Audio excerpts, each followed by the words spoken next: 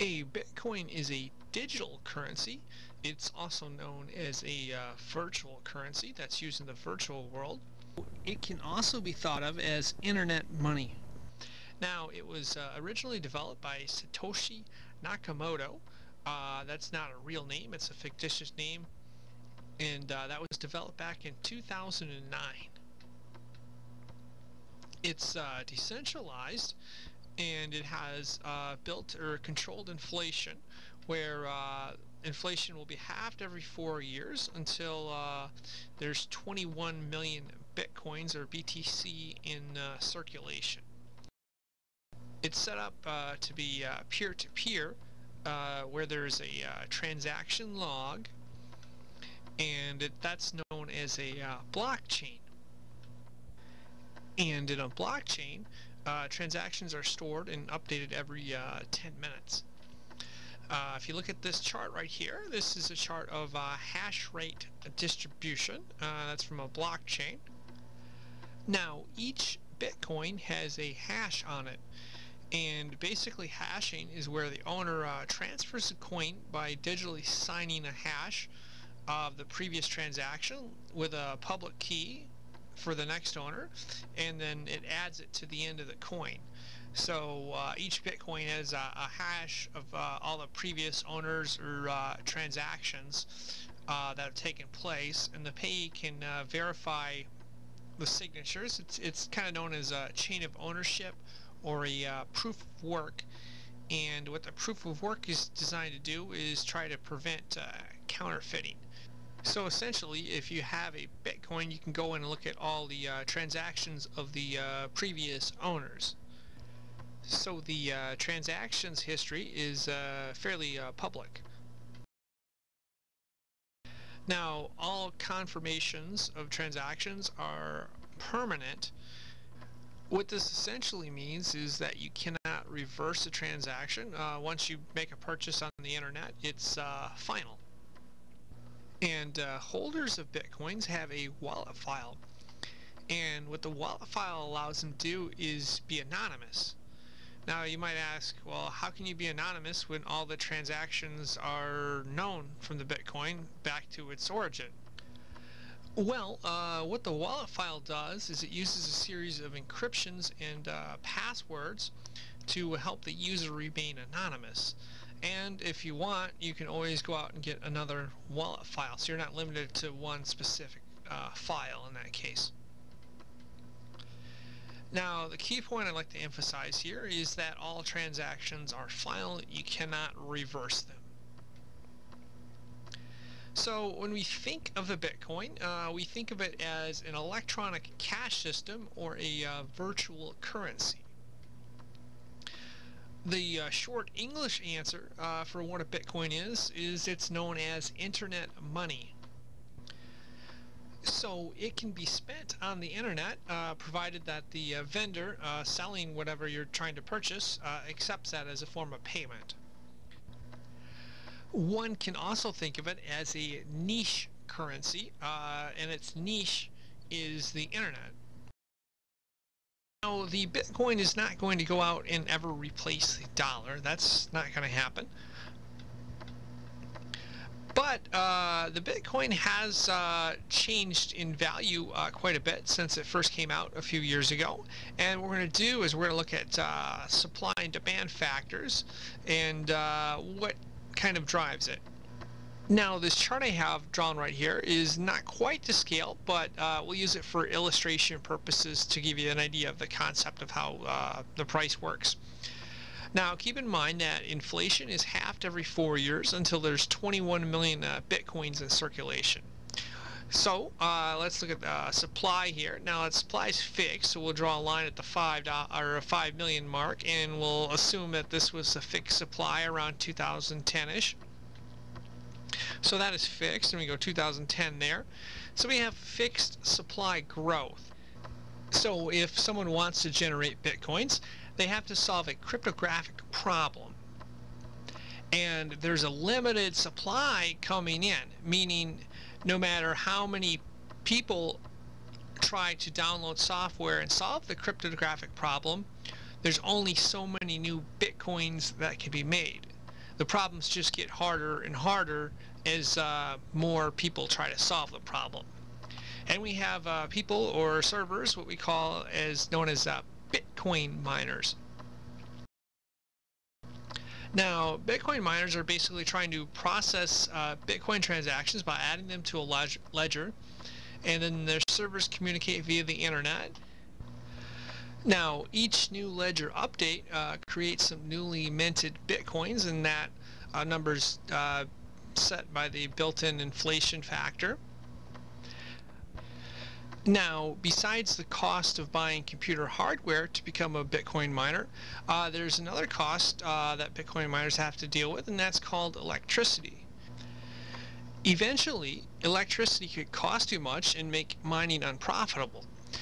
But at the time this video was made, there was an estimate in 2013 from a Bloomberg article that estimated that approximately $147,000 of energy was being spent a day mining Bitcoins. Now that $147,000 cost translated into $681,000 in profits. So at the moment this video is made, it was currently still profitable to mine Bitcoins if you're really good at it. Another concern about Bitcoins is the Financial Crimes Enforcement Network, known as FinCEN, recently classified Bitcoins as a virtual currency. And what they want to do is they want to require miners and payment processors and also exchanges in the U.S. to register as an MSB, or a money service business, where they have to report transactions or large transactions suspected of financial fraud and stuff like that. Now, it should be noted that American users are exempt from this regulation. Now, the main concern behind this is the underground economy and using Bitcoins to fund illegal activities due to their anonymous nature. Now, let's move back to our supply demand and what drives the price of Bitcoins. We're in 2010 here, and that was supply, the green line right there. Now, the red line I've drawn, demand with a question mark. Well, demand was somewhere around there, around 2010, 2011, and that led to an exchange rate of 1 Bitcoin per dollar, or that was around what the common exchange rate was at the time, with obviously some volatility and stuff like that, and liquidity issues. Now, if we fast forward here to 2013, the supply is obviously increased quite a bit. However, the demand is moved up quite a bit. As of May of 2013, Bitcoins were trading on exchanges for around about $100 per Bitcoin. So it's gone up quite a bit from the $1 per Bitcoin back in 2010, 2011-ish. What we have in front of us here is a Bitcoin exchange ticker, and this gives an idea of the bid-ask. If you'll notice, the bid-ask spreads on this are fairly wide, meaning there's not a lot of liquidity in there, and round-trip transactions would actually end up costing you money unless you get significant appreciation. But currently, 1 Bitcoin is trading for about $100 US. Now, currently, you can trade or purchase Bitcoins at Mt. Gox or other Bitcoin exchanges. Now, keep in mind, one risk you have if you're going to try to purchase them on exchange is there have been several exchanges that have already failed. Probably half of them, or around half of them, have failed in the last few years. And another risk, and this is more the ones that have failed, but there's security breaches where, because it's anonymous, if you lose it, once you lose it, it's gone. You don't have it anymore. So that's a risk there. And this has led to allegations of a possible Ponzi scheme.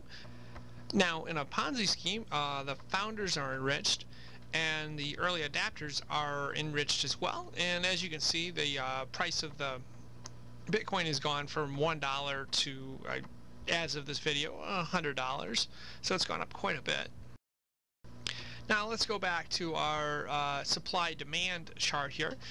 Uh, the Bitcoin's currently trading at $100 US dollars per Bitcoin, or that's what people are willing to pay for it at the moment. Now the question is, well, our supply is here in 2013, but where's our supply going to be in the future? Well, we know that eventually it's going to get to 21 million. Now that'll be quite a few years out, but that supply is going to gradually increase, well, deflationary spiral anyway. And the real question we have is, where exactly is demand going? Which direction is that going to move? Is it going to go up? Is it going to go down? Because that's going to be one of the key drivers on the future price of where the Bitcoin goes. And one of the drivers of demand is users. Are there going to be more users, or are there going to be less users? The more users we have, the more demand we have. Another potential driver is hoarding. The people that hoard lots of Bitcoins, they restrict the supply and increase demand for it, so that increases the price. Now, eventually they have to unload those Bitcoins on the market, but the act of hoarding in itself increases demand as a standalone. Another thing that drives demand is vendors on the internet. The more vendors that accept it. Another factor that drives demand is speculators. The more speculators that come in, the more demand you have, and conversely, when they unload their positions, that decreases demand and drops the price. Now, one of the concerns on the demand side for Bitcoin holders is having a rival virtual currency be created, or multiple rival virtual currencies be created and become accepted, where that will devalue the Bitcoin. And another issue that can hurt demand is security breaches. And that essentially is an overview of what Bitcoins are and how they work. Thank you for watching.